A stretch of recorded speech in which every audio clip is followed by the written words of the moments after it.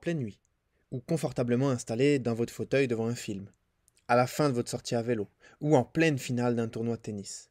La crampe musculaire ne fait aucune distinction.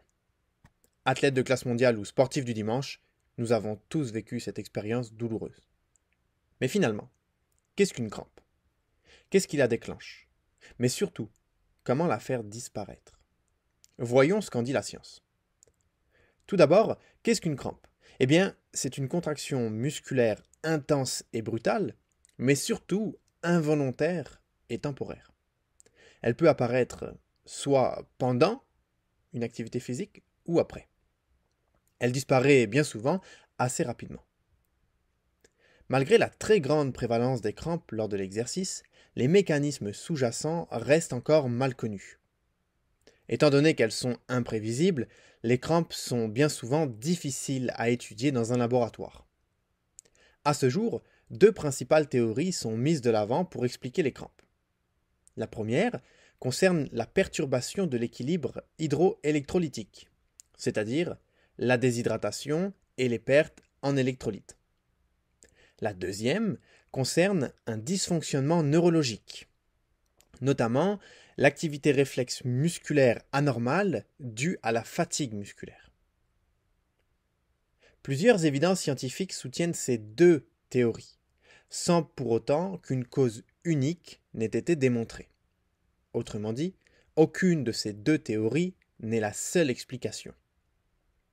Puisque les crampes semblent provenir de différentes sources, alors il semble logique que les traitements, eux aussi, diffèrent et qu'il n'existe à ce jour pas un seul moyen de prévention unique.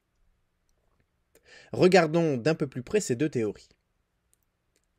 La première implique la déshydratation et la perte d'électrolytes. Cette théorie est issue d'études observationnelles dans un milieu industriel, principalement des études sur les mineurs et les travailleurs de la construction menées dans les années 1920-1930. Dans ces études, l'administration de boissons salées ou de comprimés de sel a pu réduire considérablement l'incidence des crampes. Ces études sont parvenues à un constat.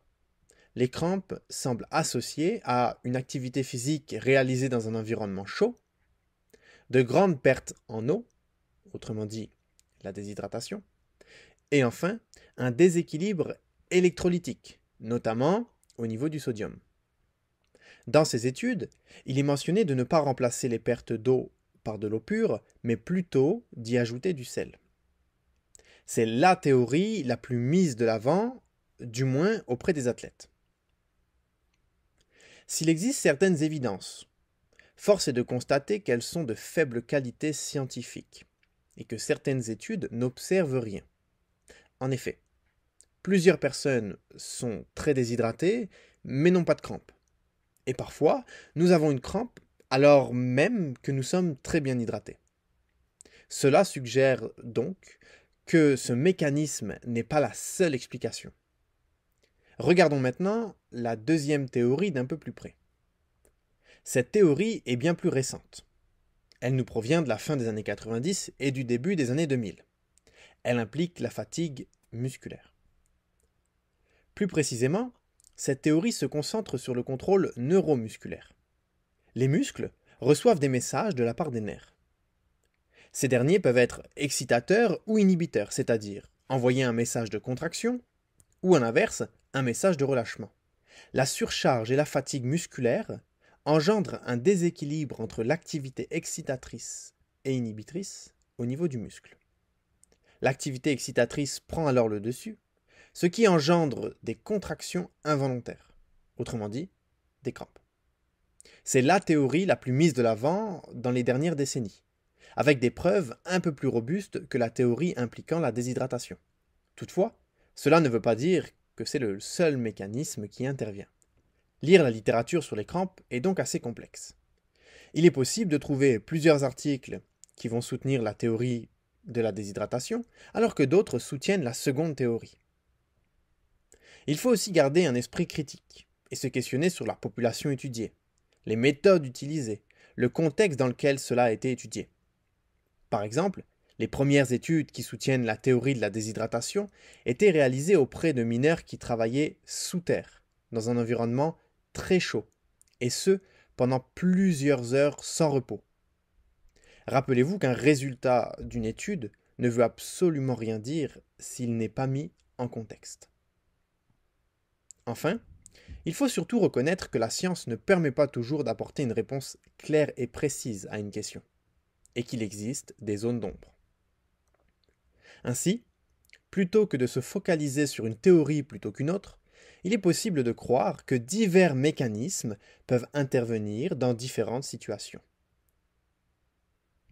Comme les mécanismes sous-jacents restent peu connus, divers traitements et moyens de prévention ont été mis de l'avant, parfois même sans fondement scientifique robuste. Dans une étude réalisée chez 10 jeunes hommes en santé, les chercheurs ont voulu tester un traitement quelque peu inusité, le jus de cornichon.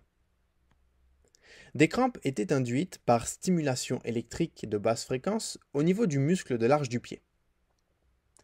Dès l'apparition de la crampe, les participants devaient boire une petite quantité d'eau ou de jus de cornichon. Et de manière surprenante, les chercheurs ont observé que la crampe musculaire durait 49 secondes moins longtemps avec le jus de cornichon comparativement à l'eau.